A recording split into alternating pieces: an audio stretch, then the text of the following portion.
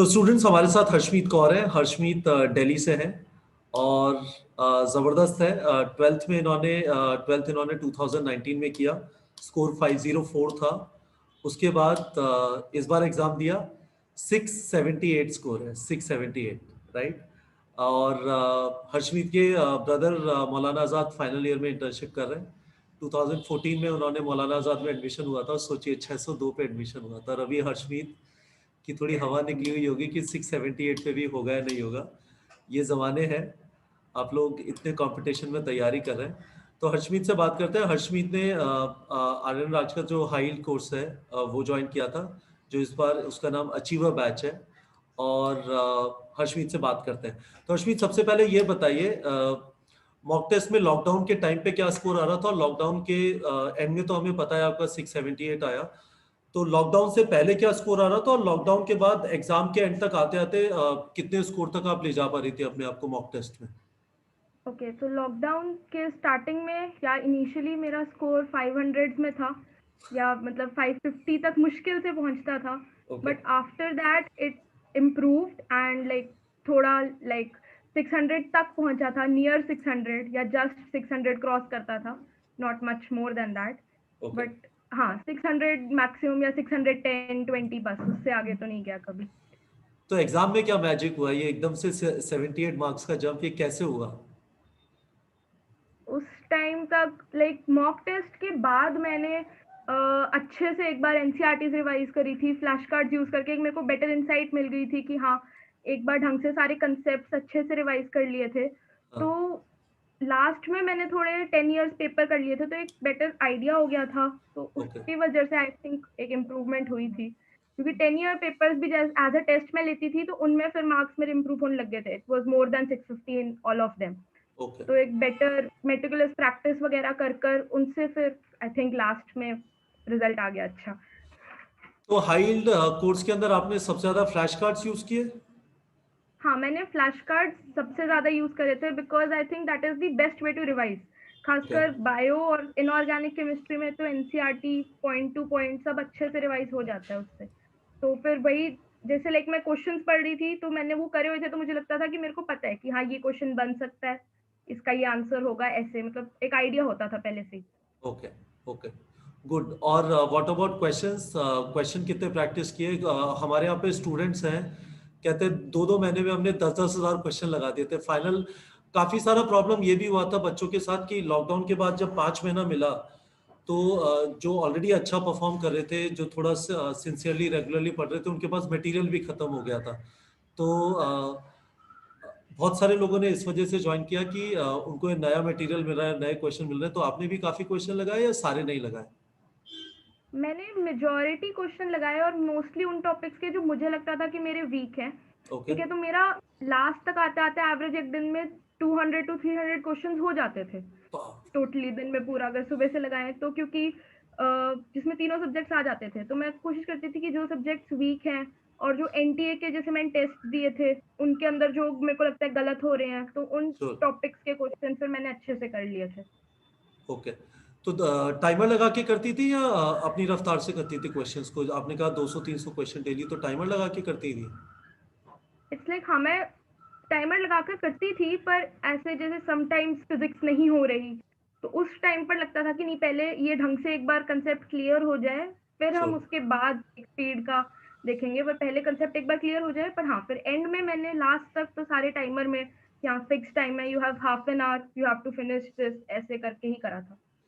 तो हर्षमीत, एक चीज बताइए, अब जैसे आप बता रही हैं कि आपका एग्जाम के आसपास 600 स्कोर आ रहा था, तो प्रेशर फील हो रहा था कि भाई मौलाना आजाद में मेरी बेइज्जती होने वाली है? बेइज्जती का पता नहीं, बट हाँ, एक्चुअली जब मैंने स्टार्ट करा था, आई वाज लाइक कि मुझे दिल्ली में कोई एक कॉलेज मिल जाए।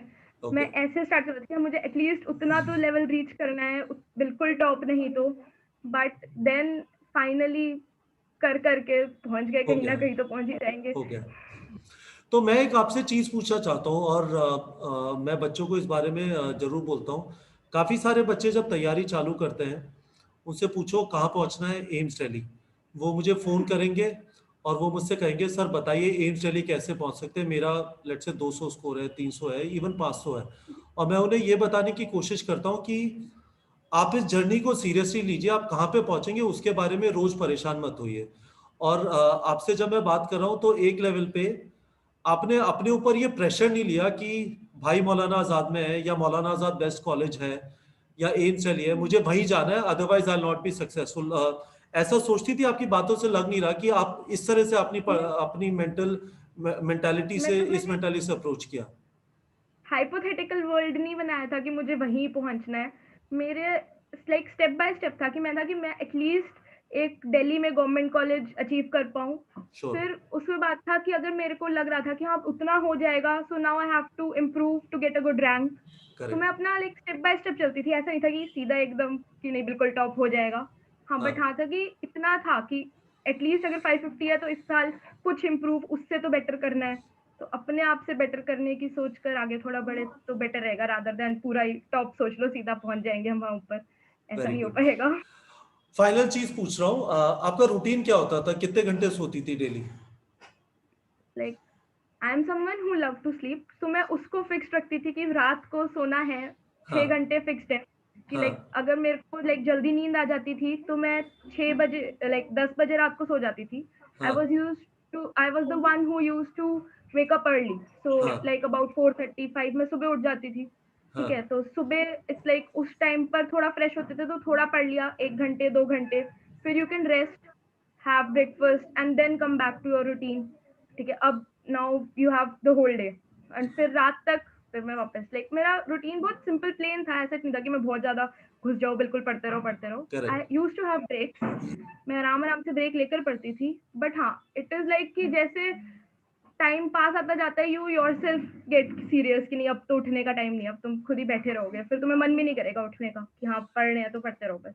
तो मैं बच्चों से ये कहता हूँ हर्षमीत की, यदि आपका घर ग्लास का है और मैं अक्रॉस द रोड हूँ और मैं आपको देख सकता हूँ आप क्या चीजें कर रहे हैं, तो यदि मुझे कंसिस्टेंटली इस टाइम पे सोए, इस टाइम पे जगे, इस टाइम पे पढ़ना चालू किया, इस टाइम पे ब्रेकफास्ट किया, इस टाइम पे पढ़ना चालू किया, इस टाइम पे लंच किया, और उसमें यदि कंसिस्टेंसी है, यदि आपने अपनी माइंड और बॉडी को उस चीज के लिए ट्रेन कर लिया है, that is that is the most important thing in any long term preparation. आप हैफेजली तैयारी नहीं कर सकते। तो आपका भी रूटीन बिल्कुल सेट था, इधर उधर ज्यादा मूव नहीं करता था, राइट? हाँ, मतलब मेरा रूटीन फिक्स था एक्चुअली। मेरी वजह से मेरे पूरे घर का रूटीन वैसा फिक्स हो गया था कि लाइक कि मेरा पेपर अगर 2 to 5 वाले टाइम में होना है तो उस टाइम पे मैंने रोज पेपर ही करना है। तो करेक्ट। उस टाइम पे कोई घर पे डिस्टरबेंस नहीं होगी, सब बैठे होंगे कि हाँ उसने पेपर करना है तो उसको डिस्टर्ब नहीं करना। लंच उससे पहले या उसके बाद होगा, मतलब हाँ। उस टाइम पर कुछ रोज फिक्स्ड होता था। तो इट वाज लाइक मेरी वजह से मेरे पूरे घर का रूटीन सेट हो गया था, जो अभी तक चेंज नहीं हो पा रहा, उसी में हम फिक्स हो गए हैं। फाइनल क्वेश्चन, आर्यन राज के खूब सारे मोटिवेशन वीडियो देखे? हाँ, लाइक आर्यन भैया के भी देखे थे, आपके भी देखे थे, and okay. I think they were lot like great help, क्योंकि एक बेटर इंसाइट हो जाती है, एक फील लगता है कि हाँ yes we can do it, we have हाँ। Someone for whom we have to do it, like हाँ। हमें अपने पेरेंट्स के लिए करना है। तो correct. That was a great help. बहुत बढ़िया Harshmeet, I wish you best of luck. आपने देखा होगा अभी हमने एक रिपोर्ट डाला था कि दिल्ली में 250 बच्चों के 650 के ऊपर है। आप शायद जानना यस चाहेंगे कितने बच्चों के 678 के ऊपर है। शायद वो यस। नंबर यदि 250 है तो इसका मतलब 678 के ऊपर 100 के आसपास होना चाहिए। और शायद मौलाना आजाद में स्टेट लेवल पे 94 सीट्स होती हैं, तो मिल जाना चाहिए। My best of luck to you. I hope and so. मैं आपको बस एक चीज जरूर बोलना चाहूंगा, जो आपको मेहनत करने की आदत पड़ी है, आप अल्टीमेटली कहाँ पहुंचती हैं, आप एमबीबीएस में आगे पीजी करती हैं, कुछ और आपको इंटरेस्टिंग लगता है, पर ये मेहनत करने की आदत मत जाने दीजिएगा। This will keep you in good shape in life and it will make you successful. Best of luck Harshmi. Thank you sir, thank you for all the motivation you give me whole this whole year, thank it you is so it much. Is a pleasure जब आप जैसे बच्चे सुन लेते हैं। कई बार बार बार motivation एक ही चीज खड़े होके बोलते हैं ना, तो लगता है कि कोई सुन भी रहा है या मैं सन्नाटे में बात कर रहा हूँ, पर उसके बाद नहीं, जब that actually helped a lot because एक फील आती है कि yes we have someone for whom we have to do। अगर लोगों करेक्ट। रियलाइज कर सकते हैं तो हम खुद क्यों नहीं रियलाइज कर सकते ये बात। करेक्ट। नहीं, बहुत बढ़िया है। आप बहुत अच्छा किया, अब प्रेशर खत्म हो गया है, पर आप मैं आपको आगाह कर देना चाहता हूँ। I want to caution you, I want to warn you. यदि आपको लगा कि लाइफ में अराइव कर लिए, आप लाइफ में अराइव नहीं किए, अब आप ट्रेडमिल पे चढ़ गए हैं और ट्रेडमिल चलती हम्म। रहेगी, है ना? यस। और ये ट्रेडमिल आपकी एम्बिशन की ट्रेडमिल है, ये आपको कहीं भी ले जा सकती है। तो best of luck Harshmeet, and thank you very much for thank this you. Interview.